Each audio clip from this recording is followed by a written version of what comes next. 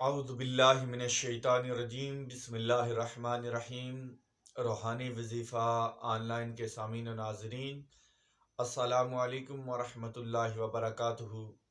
اللہ تعالیٰ کی بارگاہ میں دعا ہے کہ اللہ تعالیٰ آپ کو ہر قسم کی پریشانیوں سے محفوظ فرمائے اور زندگی میں آسانیاں پیدا فرمائے۔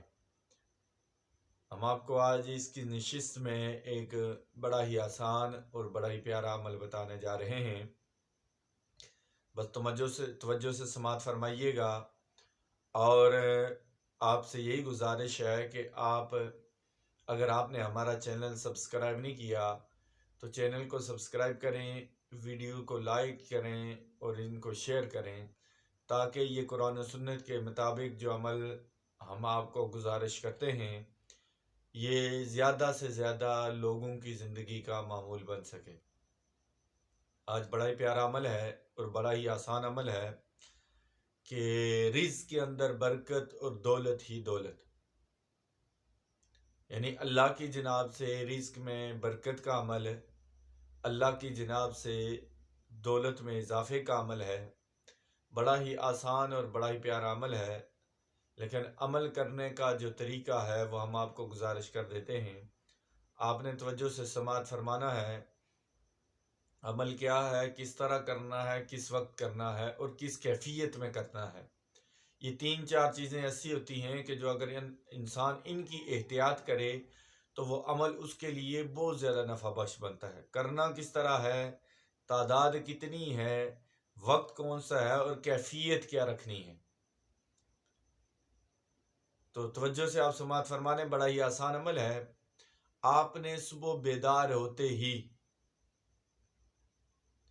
سب سے پہلے کوئی تصور ذہن کے اندر نہ لانا، صرف یہ کہ آپ نے جب بیدار ہوں گے، بیدار ہوتے ہی آپ کا ذہن پر ہو بسم اللہ توکلت علی اللہ۔ بیدار ہوتے ہی پہلی دعا آپ کی یہ ہو، بغیر کوئی بات کیے، بسم اللہ توکلت علی اللہ۔ بس ایک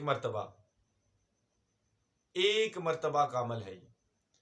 جب آپ بیدار ہوں تو اٹھتے ہی دنیا کی سوچوں سے آزاد بسم اللہ توکلت علی اللہ جب آپ یہ عمل کریں گے تو انشاءاللہ العزیز آپ پوری دن کے اندر بھر کے پوری زندگی سکون کریں گے۔ روز آپ کا اپنا یہ معمول بنا لیں، کیونکہ آتے ہی شیطان آپ کو اللہ سے دور کرے گا۔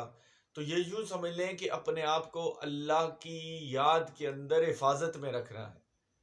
کوئی پریشانی، کوئی تکلیف، کوئی رزق کی کمی انشاءاللہ العزیز آپ کو اس کی وجہ سے مایوسی نہیں ہوگی۔ صرف اٹھتے وقت آپ نے یہ پڑھنا ہے بسم اللہ توکلت علی اللہ۔ بس اتنا عمل ہے۔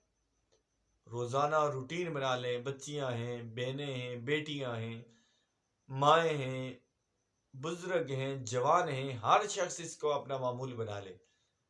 وہ پڑھائی کی پریشانی ہو، رزق کی پریشانی ہو، عزت کی پریشانی ہو، گھر کے سکون کی پریشانی ہو، اپنے آپ کو لوگوں کے ساتھ، اپنے لوگوں سے کامیاب ہونے کا مسئلہ ہو، ہر وہ پریشانی کے جس کی وجہ سے آپ پریشان رہتے ہیں، آپ کے ذہن سے انشاءاللہ وہ پریشانی نکل جائے گی اور ترقیاں آپ کے قدم چومتی رہیں گی۔